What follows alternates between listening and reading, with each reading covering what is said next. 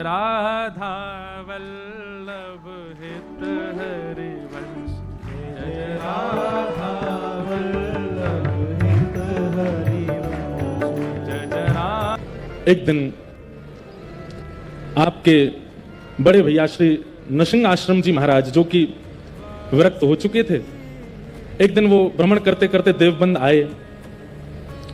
तब आप अपनी पत्नी के साथ उनको प्रणाम करने गए, श्री व्यास मिश्र जी तारा मैया के साथ। इन्हीं के बड़े भैया हैं, लेकिन हमारे यहाँ नियम है कि विरक्त हो, संन्यास हो जाए तो फिर उसके बाद पूर्व संबंधों को इतना विशेष महत्व नहीं, सब समान होते हैं। नृसिंह आश्रम जी को प्रणाम करने के लिए गए तो नृसिंह आश्रम जी ने जब तारा मैया का मुख देखा तो बोले, बहू आपके मुखमंडल की भावना से तो ऐसा लगता है कि आप किसी बात से उदास हो, क्या बात है? बहुत ध्यानपूर्वक सुनिएगा। तो आपने कहा कि एक संतान की कामना है, एक पुत्र हो परिवार में। नृसिंह आश्रम जी दिव्य दृष्टि वाले थे, उन्होंने देख करके ये अनुमान लगा लिया था कि इस जन्म नहीं, अगले जन्म में भी संतान की योजना तो नहीं है इनके यहाँ। उन्होंने ऐसे एक प्रवचन जैसे कर दिए कि लाली अब देखो, जैसी ठाकुर जी की इच्छा है अब उसी इच्छा को ही सर्वोपरि मानो, जैसी व्यवस्था व्यवहार है उसी में ही राजी रहो। तारा मैया बोली, व्यास मिश्र जी तो शांति बैठे थे, लेकिन तारा मैया बोली, प्रभु अगर प्रारब्ध में जो लिखा है, भाग्य में जो लिखा है उसी पर चलना है तो फिर महापुरुषों के प्रणाम का क्या फल है? अब हमारे भाग्य में लिखा है कि आगे चल के हमको गिर जाना है, आगे चल के हमारा पतन हो जाना है, आगे चल के हमारे जीवन में जो भी होना, तो फिर महापुरुषों के प्रणाम में इतना भी बल नहीं कि किसी का भाग्य परिवर्तित हो सके।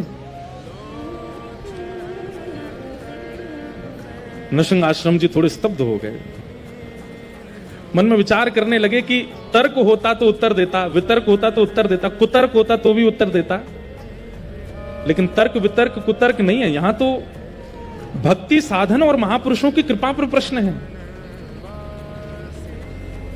महापुरुषों को हम प्रणाम ही क्यों करें, उनके पास जाएं क्यों, हम सत्संग करें क्यों? भाई भाग्य में लिखा है उसको भोगेंगे, क्यों? इनके प्रणाम से कुछ होना तो है नहीं, इनके दर्शन से कुछ होना तो है नहीं। नृसिंह आश्रम जी बोले, अगर इस बात को हमने टाल दिया तो बहुत लोगों के चित्त में अविश्वास हो जाएगा। एकांत में जाकर के ठाकुर जी से प्रार्थना करी, जय जय आपके साधुओं के दर्शन पर प्रश्न उठा है, उनके ऊपर उनके प्रणाम पर प्रश्न उठा है, अब तो कृपा आपको करनी पड़ेगी। नृसिंह आश्रम जी ने एकांत में जाकर के ठाकुर जी से प्रार्थना की तो ठाकुर जी ने आश्वासन दे दिया, आप चिंता नहीं करो, आप जाकर के केवल आशीर्वाद दे दो, हमारी निकुंज की ही वंशी अली ही इनके यहां जन्म लेगी। बस ये थोड़ा साधन करें, कुछ पवित्रता का ध्यान रखें, वृंदावन का चिंतन करें, इनके यहां हमारी वंशी अली आएगी। नृसिंह आश्रम जी आए, आकर के तारा मैया से बोले, बेटिया अब तुम चिंता मत करो, कुछ साधन बताए? बोले जाओ, और तुम्हारे घर सामान्य संतान नहीं होगी, ठाकुर जी के प्रेम रस भाव को प्रकट करने वाली ठाकुर जी की निज सहचरी आएगी, इसलिए जाओ। और प्रणाम करके व्यास मिश्र जी तारा मैया दोनों चले गए। अब देखो कितनी अच्छी बात, गर्भ में जो बालक है वो बालक भगवत भक्त है, उसका प्रमाण गर्भावस्था के समय ही मां को हो गया। वर्णन करते हैं कि तारा मैया जब रात्रि में शयन करती हैं और तभी गर्भ में श्री हितवंश महाप्रभु का आगमन हुआ है, तो आपकी स्थिति कैसी है कि लेटे लेटे सोते सोते आपको निकुंज के दर्शन होते हैं,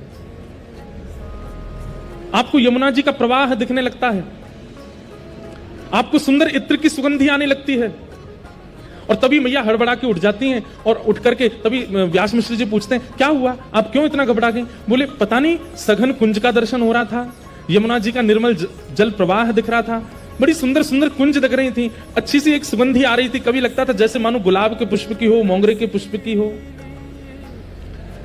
व्यास मिश्र जी बोले, आपने कुछ सोचा होगा इसलिए वो चिंतन में आ गया होगा, सो जाओ। ये तारा मैया का चिंतन नहीं है, गर्भ में आए हुए श्री हितवंश महाप्रभु का चिंतन है। अब तो चलते चलते कभी नेत्रबंद हो जाते हैं, फिर से निकुंज के दर्शन होने लगते हैं, फिर से सुगंधी आने लगती है, फिर से सुंदर सुंदर वृंदावन के निकुंज वल्लरियों के दर्शन, यमुना जी का दर्शन, रज का दर्शन होने लगता है, गिरिराज जी का दर्शन होने लगता है, जबकि तारा मैया ब्रज गई नहीं है। व्यास मिश्र जी से निवेदन करती हैं कि मुझे ऐसा लगता है कि मुझे ठाकुर जी के निकुंज श्री वृंदावन का दर्शन होता है। व्यास मिश्र जी बोले हम तो कभी गए नहीं, तो वहां को दर्शन कैसे है जाए आपको?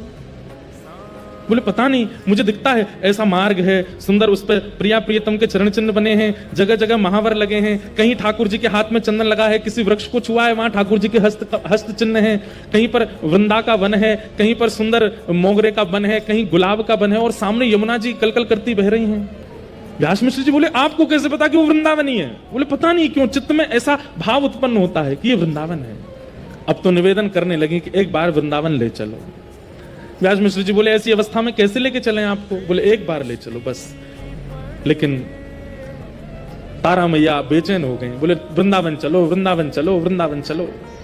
व्यास मिश्र जी एक राजा के यहाँ, राजा उनको बहुत सम्मान करता था, आप ज्योतिष के बड़े अच्छे ज्ञाता थे, तो राजा से जाकर के कहा कि हम अपनी गृहिणी को लेकर वृंदावन जाएंगे। तो राजा ने कहा महाराज जी आपकी आज्ञा हो तो हमें आगरा जाना है किसी काम से, हमारे संगी आप हो लीजिए, संग में खूब सेवक आदि भी हैं, तो उनकी गर्भावस्था अभी समय है, सेवा भी हो जाएगी।